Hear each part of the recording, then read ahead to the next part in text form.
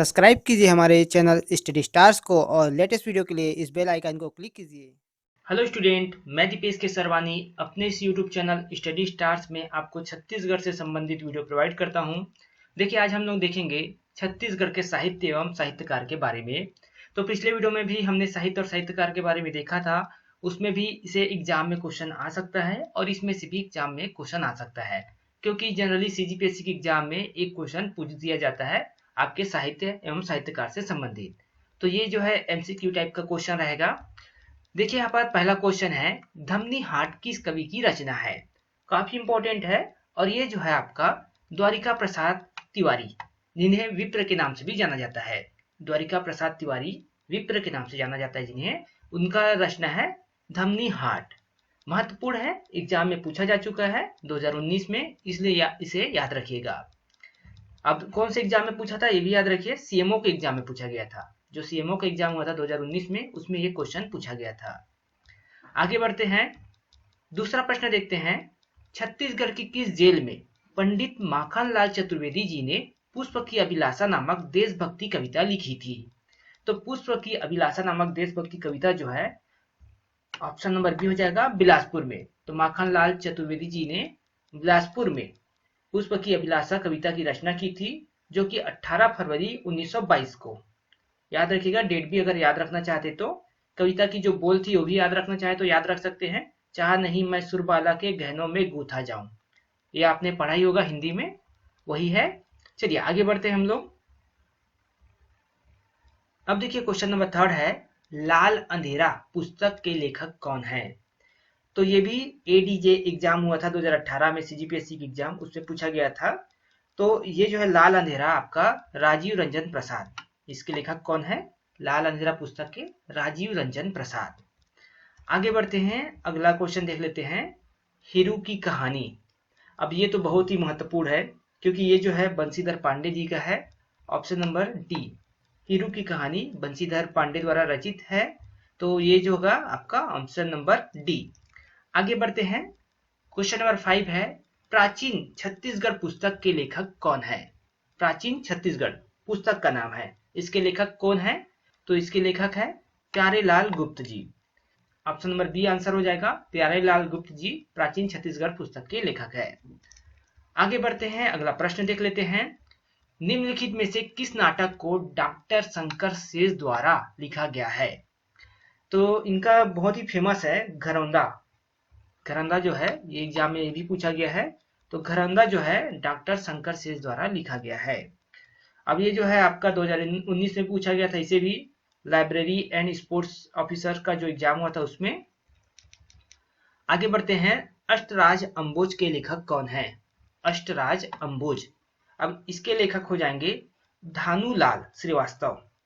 Option number C, Dhanulal Shrivastava. ये CGPSC prelims 2019 में पूछा गया एग्जाम में क्वेश्चन है। 2019 में पूछा गया था प्रीलिम्स एग्जाम में सीजीपीएससी के। अष्टराज अंबोज के लेखक कौन है, तो धानुलाल श्रीवास्तव। बहुत ही महत्वपूर्ण, पर्रा भर लाई निम्नलिखित में से किसकी काव्य रचना है। तो पर्रा भर लाई जो है वो है Shyamlal Chaturvedi. Option number D हो जाएगा, श्यामलाल चतुर्वेदी जी की रचना है पर्रा भर लाई। याद करते जाइए, इंपॉर्टेंट है। और कितना आपको याद है वो भी आप चेक कर सकते हैं। लोकप्रिय कहानी एक टोकरी भर मिट्टी। एक टोकरी भर मिट्टी, ये लोकप्रिय कहानी किनकी है, तो माधवराव सप्रे जी का। एक टोकरी भर मिट्टी माधवराव सप्रे जी का रचना है। यह छत्तीसगढ़ मित्र में 1901 में प्रकाशित हुई थी। छत्तीसगढ़ मित्र उनकी एक पत्रिका थी, तो वो जो प्रकाशन करते थे उस समय 1901 में जब ये रचना को प्रकाशित किए थे। तो इंपॉर्टेंट है ये भी। चलिए आगे बढ़ते हैं, क्वेश्चन नंबर 10 है, निम्नलिखित में से किसने मासिक छत्तीसगढ़ मित्र प्रकाशित किया। तो मासिक छत्तीसगढ़, जो मासिक पत्रिका थी छत्तीसगढ़ मित्र, उसे किसने प्रकाशित किया, तो माधवराव सप्रे जी ने। और कब प्रकाशित किया, तो 1900 से 1902 तक। और 1901 में उन्होंने एक टोकरी भर मिट्टी, इसको कहानी को उसमें प्रकाशित किया था। चलिए आगे बढ़ते हैं, क्वेश्चन नंबर 11, निम्नलिखित में से कौन इतिहास समुच्चय का निर्माण है। इस प्रकार से क्वेश्चन पूछा गया था। आपके जो छत्तीसगढ़ विद्युत मंडल का एग्जाम हुआ था उसमें पूछा गया था। तो इसका आंसर हो जाएगा शिवदत्त शास्त्री। इतिहास समुच्चय का निर्माण है कौन है, तो शिवदत्त शास्त्री, ये आएगा आंसर इसका। आगे बढ़ते हैं हम लोग। अब है question number 12। Doctor Paleshwar Prasad Sharma की कृति सुसक झन कुर्री सुरताले निम्नलिखित में से क्या है। एग्जाम में ये भी पूछ दिया जाता है कि निबंध है कि उपन्यास है कि कहानी है कि महाकाव्य है। तो यहाँ पर क्या है, ये कहानी है। ठीक है, याद रखिएगा, एग्जाम में पूछा गया है सीजीपीएससी के द्वारा 2016 में एसीएफ के एग्जाम में। पंडित सुंदरलाल शर्मा ने दुलरवा पत्रिका कहाँ से निकाला था, तो इंपॉर्टेंट है, ये भी एग्जाम में पूछा जा सकता है। ऑप्शन नंबर डी हो जाएगा, जेल से। जेल से उन्होंने, पंडित सुंदरलाल शर्मा ने दुलरवा पत्रिका रायपुर के जेल से रहकर प्रकाशित किया था। याद रखिएगा, रायपुर की जेल से। अब माधवराव सप्रे की बात करें तो वो बिलासपुर की जेल से। दोनों का याद रखिएगा।